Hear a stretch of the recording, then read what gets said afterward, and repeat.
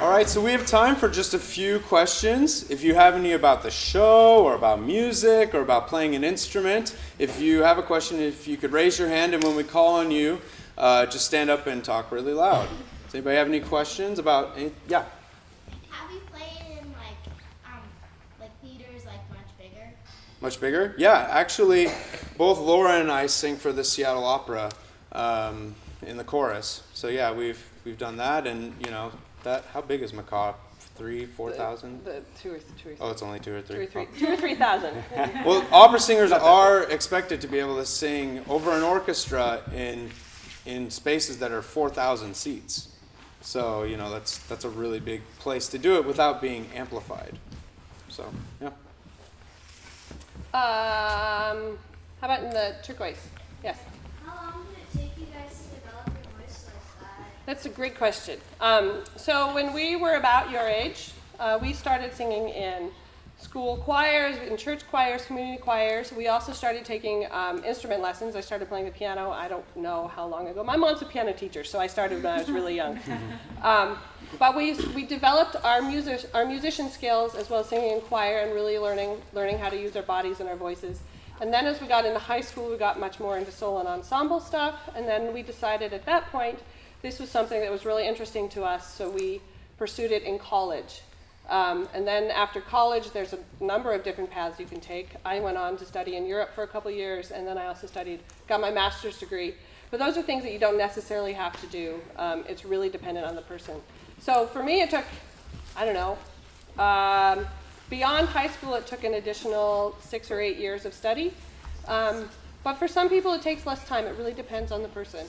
And then, you get out there and you do it, and you learn on the job a lot of stuff. So. But it's important to start now if that's something you might think you want to do. And there's lots of great opportunities here in Bellevue for choirs and whatnot. So, what's your question? Do you guys do anything else besides the telephone, specifically together? Oh, Actually, we do. Funny you ask. Yeah. We are in a show that also goes to elementary schools called Our Earth, which is put on by Seattle Opera. And so we play very, very different characters in that. In that show, I'm either a fisherman, a frog, a salmon, or a coyote, depending on where we're at in the show. And I play various birds in that. Yeah, I'm a heron, a raven, or an eagle. Yeah. So it's, as you might guess, it's extremely different in terms of what is expected acting-wise and all of that. But in addition, Noise does a different show every year. So this year we're doing the telephone. I'm not sure what they're planning on doing next year, but there will be another show, and there's usually 5 singers, I think, in each of those normally. This year it's just a very small number of us, but there will be more shows next year and the following year, and each year it's different. So. And Noise has been fabulous in bringing these out to audiences like you, and you guys are a fabulous audience. Yeah. On average, how long do you practice daily? Ooh, that's a really good question. It depends on what's going on. If you have a lot of music that you have to be prepared for and all that, obviously you might spend more time.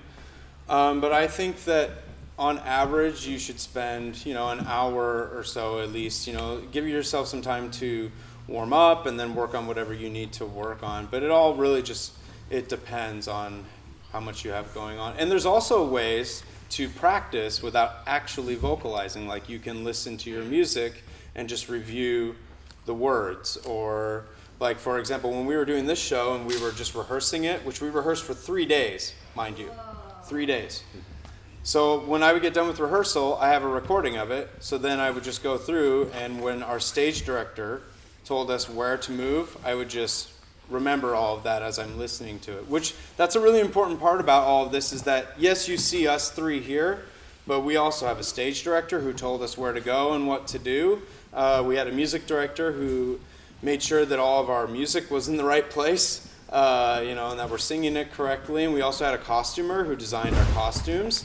And all of that, and also a prop person who, got us this diva pillow and all the phones and all of that. So there's a lot of different ways that if perhaps you don't want to do the singing route, but you want to be involved in shows, you can do many other different things. So yeah, want to do one more? Sure. Well, right here in the front. Do you really need glasses, or is that just a prop for the show? This is just a prop. Yep. Although that's But I really need glasses. yeah, he really does. Yeah. So anyway, you guys have been a wonderful audience. Thank you so much for having us, and have a wonderful day.